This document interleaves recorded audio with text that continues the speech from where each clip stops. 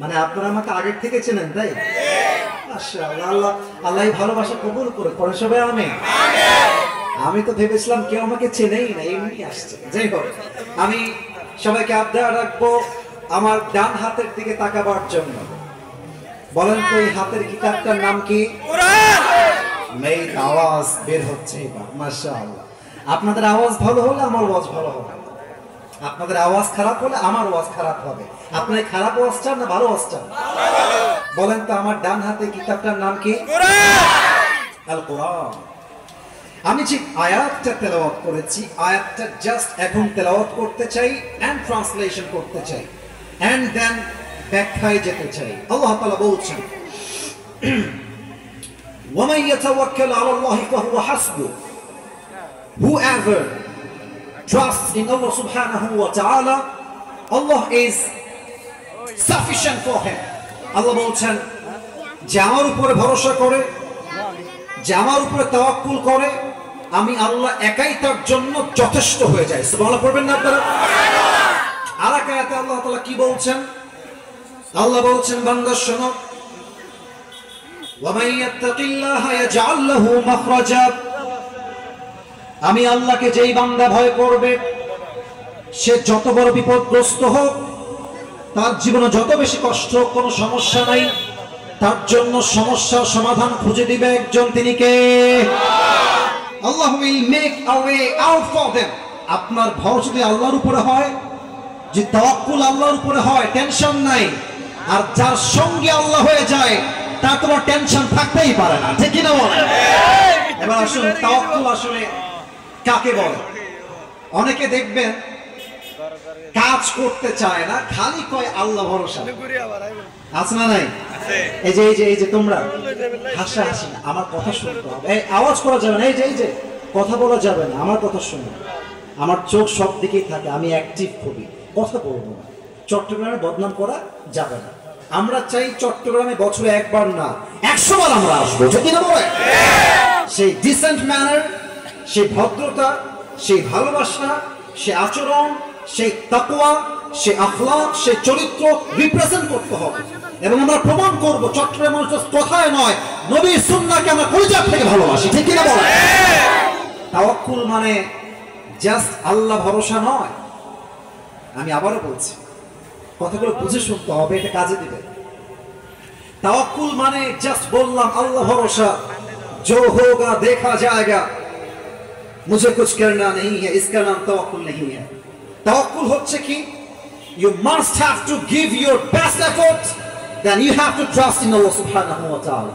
এর মানে হলো আমি আমার জায়গা থেকে সর্বোচ্চ চেষ্টা করব এবং সর্বোচ্চ চেষ্টা করার পরে ভরসা করব একজনকে। আওয়াজ দিয়ে বলেন সবাই, তিনি কে? আল্লাহ।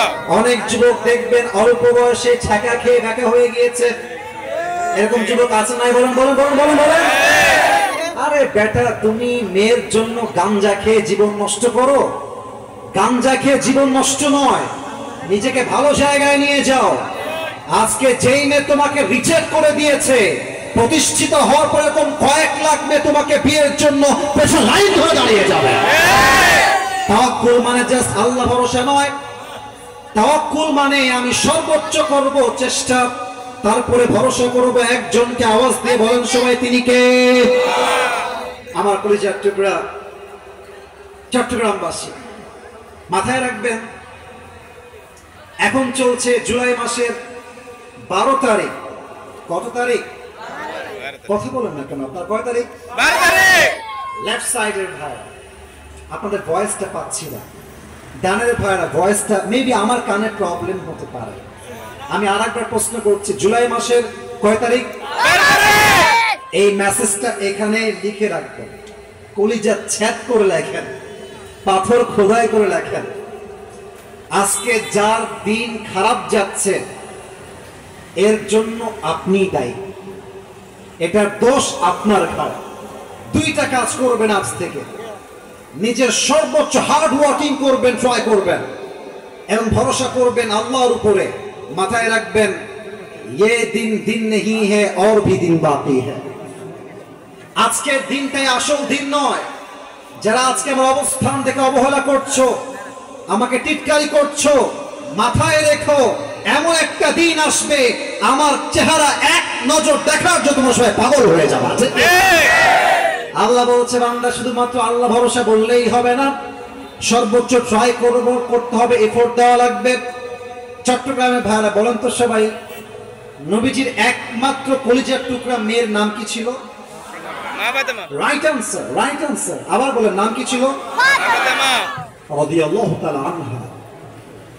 অ্যাক্টিভ হয়ে যান। আমি এক আবেগী এবং হার্ট টাচিং স্টোরি বলতে চাই এই মুহূর্তে। যে হাদিস, যে ঘটনা, I believe that it will touch your heart. এটা আপনার কলিজায় গিয়ে আঘাত। আগে আমাকে উত্তর করেন, বলেন তো সবাই, নবীজির একমাত্র কলিজার টুকরা মেয়ের নাম যেন কি ছিল? রাদিয়াল্লাহু তাআলা আনহা। এবার বলেন তো, ফাতেমার স্বামীর নাম কি ছিল? ডানে উত্তর, সামনে উত্তর পাই না। ফাতেমার স্বামীর নাম কি ছিল? আলী রাদিয়াল্লাহু তাআলা আনহু। আচ্ছা বলেন তো, ওনাদের গর্ভে, ওনাদের বংশে, সংসারে দুইজন সন্তান দুনিয়া এসেছিল। এক হচ্ছে হাসান, আর এক হচ্ছে হুসাইন। আর একটু জোরে, এক হচ্ছে হাসান, দুই হচ্ছে হুসাইন। আচ্ছা বলেন তো, আলী রাদিয়াল্লাহু তাআলা আনহু কি কাপুরুষ ছিলেন না বীর পুরুষ ছিলেন? আলী রাদিয়াল্লাহু তাআলা আনহু কি কথা বলতেন বিড়ালের মতো গর্জন দিয়ে না সিংহের মতো গর্জন দিয়ে? তার তাওয়াক্কুলের লেভেলটা কি ছিল? আমি জাস্ট একটা ঘটনা বলতে চাই এই মুহূর্তে। উহুদের যুদ্ধের পরে এবং বদরের যুদ্ধের পরে, এই যে এইগুলো এখন কেন রেখে দাও, এখন ওয়াজ চলছে, সব হবে, আমি সব করে দিব, সমস্যা নেই। ওখানে গেলে পরিবেশটা খারাপ দেখা, আমরা পরিবেশটা সুন্দর রাখতে চাই। সবাই একটু কাশি দেন তো, আর একটু তাকবীর দেন, লিল্লাহি তাকবীর। উহুদ এবং বদরের যুদ্ধের পরে আল্লাহ তাআলা মুসলমানদের অবস্থান একদম শক্ত করে দিলেন। মুসলমানরা বিজয়ী সৈনিক হয়ে গেল। মুসলমানদের শক্তি, পাওয়ার, ক্ষমতা কাম ব্যাক করলো। কাফেররা প্ল্যান করতে শুরু করলো মুসলমানদেরকে আবার দুর্বল করা যায় কেমন করে, মুসলমানদেরকে হারিয়ে দেওয়া যায় কেমন করে, মুসলমানদের বিজয় ছিনিয়ে নেওয়া যায় কেমন করে। কাফেররা প্ল্যান শুরু করলো। কাফেররা প্ল্যান করলো 20 জানুয়ারি মদিনায় আমরা বিশাল বড় কাফেরদের সৈন্য নিয়ে অ্যাটাক করতে চাই। মুহাম্মদের সমস্ত বংশকে আমরা নিস্তার করা বাদ দিয়ে একদম নিশ্চিহ্ন করতে চাই। বলেন সবাই নাউজুবিল্লাহ। তারা যখন অ্যাটাক করার প্ল্যান করলো, এই খবর আমার নবীর কানে পৌঁছায় দিল একজন আওয়াজ দিয়ে। বলেন সবাই তিনি কে? বলেন সবাই তিনি কে? আচ্ছা, এখানে আমরা বসে আছি, অন অ্যান অ্যাভারেজ আমার সামনে হয়তো 500 অডিয়েন্স বসে আছে, শ্রোতা। নবীজি এই অ্যাটাককে কেমন করে ডিফেন্স করা যায়, এই আঘাতকে কেমন করে প্রতিহত করা যায়, সেই প্ল্যান করতে শুরু করলেন। সাহাবায়ে কেরাম সবাইকে ডাকলেন। এক একজন সাহাবী এক একটা পরামর্শ দেয়। এক সাহাবীর নাম হলো সালমান ফারসি রাদিয়াল্লাহু তাআলা আনহু। তিনি ডাক দিয়ে বলছেন, ইয়া রাসূলুল্লাহ, ইয়া হাবিবাল্লাহ, আমার কাছে একটা বেস্ট প্ল্যান আছে এদেরকে অ্যাটাক থামানোর জন্য। বলছে কি প্ল্যান, আমাকে বলো। প্ল্যানটা হচ্ছে, আমাদের যে মদিনা শহরটা, এটা চতুর্পাশ থেকে দেওয়াল দ্বারা বেষ্টিত। মদিনায় যদি কেউ প্রবেশ করতে চায়, প্রবেশ পথ জাস্ট একটা। এই যে বাবুরা এইদিকে তাকাও, সবাই দিকে। প্রবেশ পথ মদিনায় জাস্ট কয়টা? আস্তে কেন বলেন সবাই, কয়টা? মদিনার কথা বললে তো আপনার ইশকের খেলায় ভালোবাসা হওয়ার কথা। মদিনার ভালোবাসার মানুষ আমরা। আচ্ছা, আমাদের সবাই কি মদিনায় যেতে মনে চায় কি চায় না? মনে বড় আশা ছিল যাব মদিনায়। বলেন না, মনে বড় আশা ছিল যাব মদিনায়। সালাম আমি করব গিয়ে, সালাম আমি করব গিয়ে, নবী নবীর রওজায় মনে বড় আশা ছিল যাব মদিনায়। পরে সবাই আমিন। আল্লাহর হাবিব বললেন, কি প্ল্যান আমাকে খুলে বলো, প্ল্যানটা তোমার কি আছে? সালমান ফার্সি ডাক দিয়ে বলছে, রাসূলুল্লাহ ইয়া হাবিবাল্লাহ, মদিনায় প্রবেশ করার জন্য জাস্ট একটাই পথ আছে। এই পথকে আমরা ব্যারিকেড দিব, বিশাল লম্বা একটা খাল খনন করব। খাল জাস্ট লাইক নদী, বিশাল লম্বা একটা খাল হবে। যেই কথা সেই কাজ। আল্লাহ রাসূল বলেন, চলো আমরা প্ল্যান অনুযায়ী কাজ শুরু করে দিই। জাস্ট 6 দিনের ভেতরে প্রায় 5 কিলোমিটার লম্বা রাস্তা, 4.5 মিটার গভীর আর 9 মিটার চওড়া প্রশস্ত, জাস্ট 6 দিনের মধ্যে তারা খাল খনন করলো। আল্লাহু আকবার। এবার কাফেররা সবাই মিলে মদিনায় আসছে অ্যাটাক করার জন্য। এসেই দেখছে মদিনার প্রবেশ পথে বিশাল লম্বা একটা খাল, পানি আর পানি। কাফের অবাক হয়ে গেছে, how come it possible? It has been just 6 days। 6 দিনের মধ্যে এত বিশাল লম্বা খাল খনন, হাউ কাম ইট পসিবল? কেমনে সম্ভব এটা?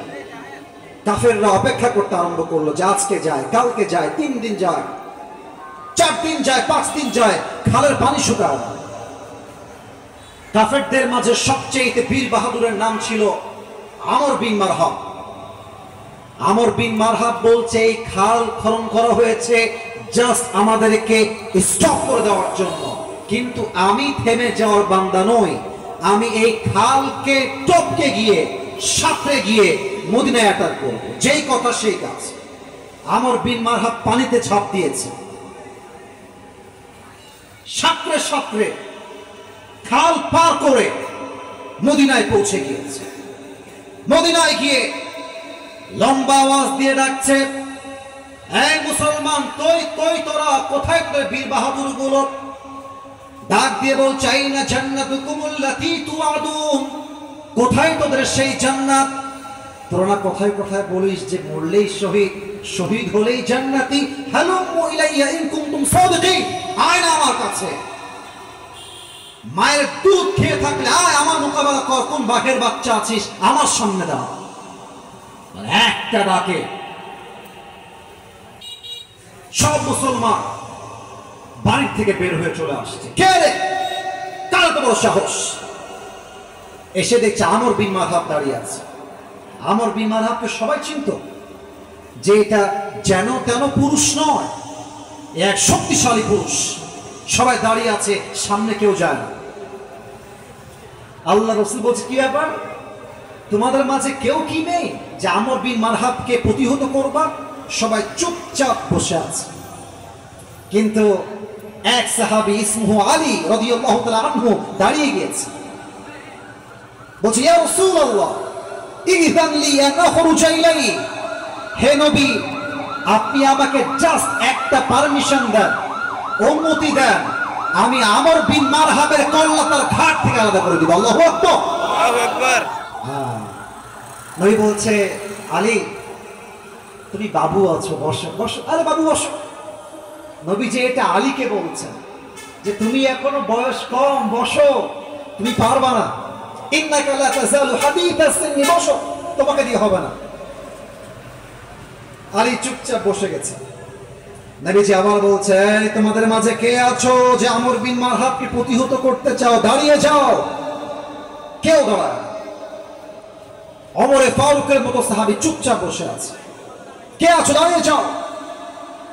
আলী আবার দাঁড়াইছে, ইয়া রাসূলুল্লাহ, ইযযান লি আন নাখরুজা ইলাইহি, গিভ মি পারমিশন। নবী, আপনি আমাকে পারমিশন দেন। নবীজি বলছে, ইজলিস ইয়া আলী, ইজলিস ইয়া আলী, ফাইন্নাকা লা তাযালু হাদীথাস সিন্নি, বসো, তোমার বয়স নাই, বসো, তুমি বাবু মানুষ, বসো। দুইবার বসে গেল। লাস্ট টাইম, কে আছো? দাঁড়িয়ে যাও। আমর বিন মারহাবের সঙ্গে যুদ্ধ কে করবা? দাঁড়িয়ে যাও। কেউ দাঁড়ায় না। এক সাহাবী ডাক দিয়ে বলছে, ইয়া রাসূলুল্লাহ, আপনি কি আমর বিন মারহাবকে চিনেন না? এ তো সেই কাফের, যে কাফের যুদ্ধের ময়দানে এক হাত দিয়ে ঘোড়ার রশি ধরে আর এক হাত দিয়ে শত্রু কল্লা তার একদম ঘাট থেকে আলাদা করে দেয়, একে কেউ মোকাবেলা করতে পারবে না। কিন্তু আলী আবার দাঁড়িয়ে গেছে, বলছে হে রাসূলুল্লাহ, আপনি যদি আমাকে পারমিশন দেন আমি অ্যাটাক করব। এবং আলী কি বলছে বোঝার ট্রাই করবেন, ফাইন্নী লা আখাফুহু ওয়া লা আরজি, আমি তারে ভয় পাই না এবং আমি ফিরেও আসবো না, হাত্তা ইয়াকতুলাহু আল্লাহু আলা ইয়াদাইয়া, আমি তার ঘাট থেকে কল্লা আলাদা করে আপনার হাতে ধরাই দেব। আল্লাহু আকবার। এবার নবীজি বলছে আলী যাও, তোমাকে পারমিশন দেওয়া হলো, ইযহাব ফাইন্নাল্লাহা মাআকা, যাও, তোমার সঙ্গে কেউ না থাকলেও আছে একজন। আওয়াজ দিয়ে বলেন সবাই, তিনি কে? তাওয়াক্কুল কাকে বলে? এবার আল্লাহর হাবিব জুলফিকার আলীর ডান হাতে তুলে দিলেন। আলী রাদিয়াল্লাহু তাআলা আনহু জুলফিকার নিয়ে আমর বিন মারহাবের মতো বিশাল দেহের সুঠাম দেহের মানুষ তার সামনে আসছে। আমর বিন মারহাব বলছে, কি ভাতিজা, মান আনতা আইয়ুহাল গোলাম, হে যুবক তুমি কে? আলী বলছে, আনাল্লাযী সাম্মাতনি উম্মি হায়দারা, আমি হলাম সেই যুবক যে যুবককে তার মা নাম রেখেছে হায়দারা, করারে হায়দার, এমন এক সিংহ যে তার শিকারের উপরে বারবার বারবার হামলা করে। বলছে ও আচ্ছা, তোমার নাম তাহলে এই, আচ্ছা তোমার আসল নাম কি? বলছে আমার নাম হচ্ছে আলী। তোমার বাবার নাম কি আলী বিন আব্দুল মুত্তালিব? বলছে না না, আলী বিন আব্দুল মুত্তালিব নয়, বাবার নাম হচ্ছে আলী বিন আবি তালেব। বলছে ও হো ভাতিজা, তুমি তোমার ভাতিজা হও, তোমার বাপ তোমার ভাই লাগে, যাও যাও বাবু যাও যাও। ফাইন্নী লা উকাতিলু সিবিয়ান। আমর বিন মারহাব বলছে, বাবু আমি বাচ্চাদের গায়ে হাত তুলি না, তুমি যাও। কাকে বলছে? কথা কোন, কাকে বলছে? আলীকে বলছে, ইরজি ইয়া বুনাইয়া ফাইন্নী লা উকাতিলু সিবিয়ান, গো ব্যাক, টার্ন ব্যাক, যাও যাও যাও, আমি বাচ্চাদের গায়ে হাত তুলি না। এবার আলীর কথা শোনেন। আলী বলছে, তুই কারে বাচ্চা বলিস? কে বাচ্চা? তুই আমাকে না মারলেও কি হবে, তোর মতো বেঈমানের মাথা আজকে কল্লা আমি আজকে ঘাট থেকে আলাদা করেই ছাড়বো। আল্লাহু আকবার। এই কথা শুনে আমর বিন মারহাব তেলে বেগুনে জ্বলে উঠেছে। বেটা এত বড় সাহস, তুই আমাকে অ্যাটাক করতে চাস? আয়, কোন মায়ের দুধ পান করেছিস, পারলে আয় আমাকে অ্যাটাক করে দেখা। আলী বলছে, ইসলাম আমাকে এটা শেখায় নাই। ইসলাম কখনো কাউকে আগ বাড়িয়ে মারতে শেখায় না। ইসলাম শেখায় ডিফেন্স অ্যাটাক। আমি কাউকে মারতে যাব না, কিন্তু কেউ আমাকে মারতে আসলে দুই পয়সা ছাড় দিয়ে আমি কথা বলতে পারবো না, ঠিক কিনা বল? Defence attack. তো বলছে, তুই আমাকে আগে অ্যাটাক কর, তোর যদি সাহস থাকে। এবার আমার বডির structure, I mean the movement of body, আমার হাত আমি কেমনে দেখাচ্ছি, আমার বডির স্ট্রাকচার আমি কেমনে রিপ্রেজেন্ট করছি, একটু বোঝার ট্রাই করবে। আমর বিন মারহাব তার ঢালটা ফেলে দিয়েছে। যুদ্ধ করতে দুইটা জিনিস মাস্ট, এক হচ্ছে তরবারি আর এক হচ্ছে ঢাল। ঢালটা ফেলে দিয়েছে, দুই হাত দিয়ে তরবারি, আরো ভালো করে বোঝাই, দুই হাত দিয়ে তরবারি এমন করে ধরেছে এবং এই তরবারিটা জাস্ট লাইক দিস পেছনের দিকে ব্যাক সাইডে এমন করে নিয়েছে। কথা কি বোঝা যায় নাকি যায় না? ভাই আমি লিটারালি অভিনয় করতেছি, অভিনয় বুঝে হাদিসকে বোঝাবার জন্য অভিনয় করতেছি। এই দুই হাত দিয়ে তলোয়ার ধরে পেছনের দিকে নিয়েছে। এবার এই দুই পা এক লাফ দিয়ে উঁচুতে উঠে গিয়েছে আর দেহে সমস্ত শক্তিকে এক করে পেছন দিক থেকে সমস্ত শক্তিকে উজাড় করে আলী বিন আবি তালেবের ঘাড়ে এক বিশাল আঘাত দিয়েছে। আর আলী রাদিয়াল্লাহু তাআলা আনহু তার ডান হাত দিয়ে এমন ভাবে ঢালটা শক্ত করে আছে, ঢালটা ভেঙে চূর্ণ বিচূর্ণ হয়ে গিয়েছে। আলীর গায়ে জাস্ট এক চুল পরিমাণ আঘাত লাগছে, বাট আলী বাঘের বাচ্চা এক পা পেছনে হটে নাই। আল্লাহু আকবার। এবার বলছে হয়েছে তোমার অ্যাটাক, এবার তোমার পালা, ইটস ইওর টার্ন, এবার তুমি রেডি হও, আমি তোমাকে অ্যাটাক করব। যেই কথা সেই কাজ। আলী বিন আবি তালেব বয়সে বেশি নয়, বয়স খুবই কম, মাত্র 23 বছর বয়স।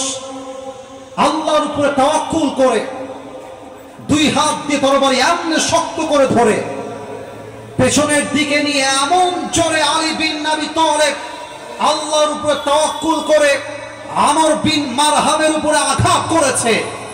আমর বিন মারহাবের ঢাল দুই আখ্যান হয়ে আমর বিন মারহাবের পুরো দেহটা দুই আখ্যান হয়ে গিয়েছে। আল্লাহু আকবার। এটার নাম তাওয়াক্কুল। যদি আপনার মাঝে তাওয়াক্কুল থাকে, আপনি একজন মুমিন বান্দা 10,000 কাফেরের সমান হয়ে যাবে, ঠিক কিনা বলেন? এটার নাম তাওয়াক্কুল। আচ্ছা, আপনাদের মনে আছে কিনা আল্লামা মামুনুল হক সাহেব, নাম তো শুনছেন আপনারা সবাই। আমরা দোয়া করি আল্লাহ হুজুরকে আরো নেক হায়াত দান করুন। আমিনটা মন ভরে নাই আমার, আর একটু জোরে বলেন, আর একবার বলেন সবাই আমিন। দেখতে মারাত্মক, খুব সুন্দর মানুষ। সেদিন আমার সিলেটে প্রোগ্রাম ছিল, সিলেট থেকে আমার সকালে একটা ফ্লাইট, দুপুরের পরে আর একটা ফ্লাইট। আমি যখন সিলেট থেকে ঢাকায় ল্যান্ড করলাম, আমি জাস্ট বোর্ডিং পাস নিতে যাব, দেখছি মামুনুল হক সাহেব দাঁড়ায় আছেন এয়ারপোর্টের এক কোনার ভেতরে, জাস্ট টিকিট নিয়েছেন, দাঁড়িয়ে আছেন। ভাবলাম যে আসলে দেখা করা দরকার। মনে রাখবেন, আল্লাহওয়ালার সোহবতে গেলে, ভালো আলেমের সোহবতে গেলে চরিত্রও ভালো হয়, মনটাও ভালো হয় এবং নিজের জীবনটা পরকালমুখী করা যায়, ঠিক কিনা বলেন? সত্য কথা আপনাদেরকে বলেই ফেলি, ওয়াজের মাঝখানে মনে পড়ে গেল, এটা আমি বলছি, এটা আমার বিরুদ্ধে সবার আগে যাবে, আমার বিরুদ্ধে সবার আগে যাবে। আমাদের দেশে যোগ্য আলেমের দাম কম, ভাইরাল ব্যক্তির দাম বেশি। এটা তিতার সত্য কথা। আজকালকার যুগে একজন আলেমকে তার যোগ্যতা, তার আমল আর ইখলাস দিয়ে মাপা হয় না। আজকালকার যুগের আলেমদেরকে মাপা হয় তার ইউটিউবের ভিউ আর ফেসবুকের ফ্যান ফলোয়ার্স থেকে, ঠিক কিনা বলে? আরে বাবু, ফেসবুকে ফ্যান ফলোয়ার্স বেশি হওয়াই যদি যোগ্যতার নমুনা হতো, তাহলে আমার চোখে হিরো আলমের মতো সফল আর দ্বিতীয় কেউ হইতে পারে না। মাথায় রাখতে হবে, যোগ্য আলেম তো সেই আলেম যে আলেম আল্লাহর জমিনে আল্লাহর রাজ কায়েম করবার জন্য জেল খাটে, তবু বাতিলের সামনে মাথা নত করতে চায় না। যখন মামুনুল হক সাহেবকে নারী কেলেঙ্কারি দেওয়া হলো, আমাদের সকলের বুকের তাজা রক্তক্ষরণ হয়েছিল। সেই দিন যখন ফেসবুকে নিউজটা আমার সামনে এসেছিল যে বাতিল যখন কোনোভাবে অ্যাটাক করতে পারে নাই, তখন চরিত্রে অ্যাটাক করেছে। বাট আমার মাথায় ছিল, এই দিন নয়, যেই মুমিন বিপদে আপদে আল্লাহর উপর তাওয়াক্কুল করবে, একদিন বাতিল দেশ ছাড়তে বাধ্য হবে। আর যাকে তারা জেলখানায় বন্দী করেছিল, সেই মানুষটা পীর বাহাদুরের মতো বসবাস করবে, ঠিক না? মিজানুর রহমান আজহারি নাম শুনছেন আপনারা সবাই? আচ্ছা, আপনাকে আর কথা ডাক্তার করতেছেন নাকি ভাই? আপনাদের মনে আছে কিনা 2021, আমার যতটুকু মনে পড়ছে 2021 সালের কথা অথবা 2020 সালের কথা, ওনার মাহফিলে যখন লক্ষ লক্ষ মানুষ, তখন তাকে ট্যাগ দিয়ে জুলুম করে নির্বিচারে দেশ ছাড়তে বাধ্য করা হয়েছিল। কিন্তু এখন দেখেন, যারা দেশ ছাড়তে বাধ্য করেছিল, ছাত্র জনতা এদেরকে লাঠি দিয়ে মামুর বাড়ি দিল্লিতে পাঠিয়ে দিয়েছে। মাথায় রাখতে হবে, যারা তাওয়াক্কুল করে বিজয় তাদের হয়। বাতিল পক্ষ সাময়িক জিতলেও আসল বিজয় মুমিনদের বিজয় হয়। এটার নাম তাওয়াক্কুল। আচ্ছা, এবার বলেন তো, আমাদের জাতির পিতার নাম কি? আপনাকে অসংখ্য ধন্যবাদ, আপনি আছেন, আমার ওয়াজটা ভালো হচ্ছে, উনি খুব উত্তর দিচ্ছে আমাকে। এবার আপনারা আবার জোরে দিবেন উত্তর। জাতির পিতার নাম ইব্রাহিম আলাইহিস সালাম। উত্তরটা ভাই পাইনি, আরেকবার কি নাম? ইব্রাহিম আলাইহিস সালাম। আমি দলকে কোনো আঘাত করতে এই মাহফিলে আসি নাই, মাথা রাখবেন। জাতির পিতা মাথায় চাপাই দিলে জাতির পিতা হওয়া যায় না। জাতির পিতা হতে হলে হাজার হাজার ইমানের পরীক্ষায় উত্তীর্ণ হয়ে জাতির পিতা হওয়া লাগে। ঠিক আমাদের দেশে এমন একটা অবস্থা, আমাদের দেশ স্বাধীন হওয়ার পেছনে যার অবদান ভোলার মতো নয়, বঙ্গবন্ধু শেখ মুজিবুর রহমান, তাকে আমরা শ্রদ্ধা করি, সম্মান করি। তো বাস্তব কথা হচ্ছে এইরকম, বিগত 16 বছরে বঙ্গবন্ধুর নাম কিছু লোক তার মুখে এতবার উচ্চারণ করেছে, এতবার জিকির যদি আল্লাহর নামে করতো, রাসূলের নামে করতো, আল্লাহর জান্নাতটা ওয়াজিব হয়ে যেত। কোথায় কোথায় বাবার নাম, কোথায় কোথায় বঙ্গবন্ধুর নাম। এটা গল্প মনে পড়ে গেল না, আপনারা মাইন্ড করবেন না, বলি বাদ দিই। বলেন বলেন, আপনারা রাগ করবেন তো? না বলি না, বাদ দিই। বলবো না কি বলবো না? এক লোক দুবাই থেকে আসছে চট্টগ্রামে। অবশ্য ভাই দুবাই থেকে আসছে কোন গ্রামে? চট্টগ্রামে। না, আওয়াজ না পেলে বলা যাবে না কোন গ্রামে। চট্টগ্রামে এসে ল্যান্ড করেছে চট্টগ্রাম বিমানবন্দর। তো চট্টগ্রাম বিমানবন্দরে ল্যান্ড করে আপনাদের বঙ্গবন্ধু টানেল আছে না, টানেল পতেঙ্গা বিচের পাশে টানেল পার হচ্ছে। তো বলছে wow, what an amazing beautiful big tunnel. এই গরিব দেশে এত বড় টানেল বানাইলো কে? এটার নাম কি? তো দেশের লোক বলছে, sir, the name of this tunnel is Bangabandhu tunnel. এটার নাম হচ্ছে বঙ্গবন্ধু টানেল। বলছে মাশাআল্লাহ, অ্যামেজিংলি অ্যাপ্রিশিয়েটেড, সুন্দর হয়েছে, অসাধারণ, জাস্ট ওয়াও, লুকিং লাইক আ ওয়াও। তো সামনে চলো।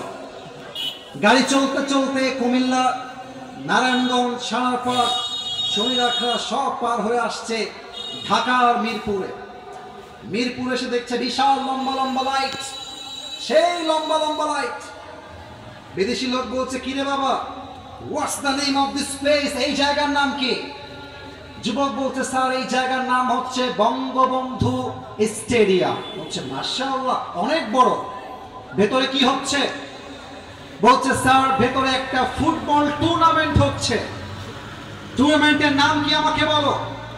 বলছে টুর্নামেন্টের নাম হচ্ছে বঙ্গবন্ধু ফুটবল গোল টুর্নামেন্ট। বলছে তাই নাকি, চলো লেটস ওয়াচ ইট টুগেদার, আমরা সবাই মিলে খেলা দেখে আসি। এখন চট্টগ্রামের ভাইরা আমাকে বলতে হবে, খেলার মাঝে হার আর জিত আছে না নাই? কথা না বললে ওয়াজ করি কেমন করে? আছে না নাই? এই দল গিয়ে ভাবছে, এতক্ষণ বঙ্গবন্ধুর নাম শুনলাম, দল যদি আমার নিতেই হয় আমি বঙ্গবন্ধুর দল নিলাম, এই দল ছাড়া আমার কোনো দল নাই। কিন্তু ভাগ্যক্রমে, আনফরচুনেটলি, বঙ্গবন্ধু দল গেছে হেরে। তো দেখবেন যেই দল হেরে যায়, অডিয়েন্স এত খ্যাপে, কেউ জুতা মারে, কেউ ইট মারে, কেউ পাটকেল মারে। তো এই লোকের কপাল খারাপ, বঙ্গবন্ধু দল গেছে হেরে, আর লোকজন খেপে ইচ্ছা মতো ওই দলের উপরে, কেউ জুতা, কেউ ইটকাল, কেউ পাটকেল, এক মারছে জোরে, ওর মাথায় লাগছে, অজ্ঞান হয়ে গেছে, হুঁশ নাই। খুব দ্রুত তাকে ধরে মেডিকেল নিয়ে গিয়েছে, অজ্ঞান। 2 ঘন্টা পরে চোখ খুলেছে, বলছে ভাই আমি কোথায়? একজন বলছে, ভাই আপনি এখন আছেন বঙ্গবন্ধু হসপিটালে। বিদেশি লোক বলছে, আল্লাহর রাস্তে মাফ চাই, একটু পর তোমরা আমাকে বঙ্গবন্ধু কবরস্থানে নিয়ে যেও না, যে কিনা বলে। তার মানে এটা প্রমাণ করছে বিগত 16 বছর আল্লাহর নাম সেই পরিমাণ জিকির হয় নাই, যেই পরিমাণ জাতির পিতার নাম করে বঙ্গবন্ধু নাম উচ্চারণ করা হয়েছে, ঠিক কিনা বলে। আমরা কোন দলের বিরুদ্ধে নই, আমরা কোন মতের বিরুদ্ধে নই, তবে আমরা একটা কথা স্পষ্ট ভাষায় বলতে চাই, জাতির পিতার নাম বঙ্গবন্ধু নয়, মুসলমানদের জাতির পিতা ইব্রাহিম আলাইহিস সালাম। নমরুদ ডাক দিয়ে বলছে, ইব্রাহিম, আমি তোমাকে আগুনে পুড়ায় মারতে চাই, তবে একটা শর্ত মানলে তোমাকে মারবো না।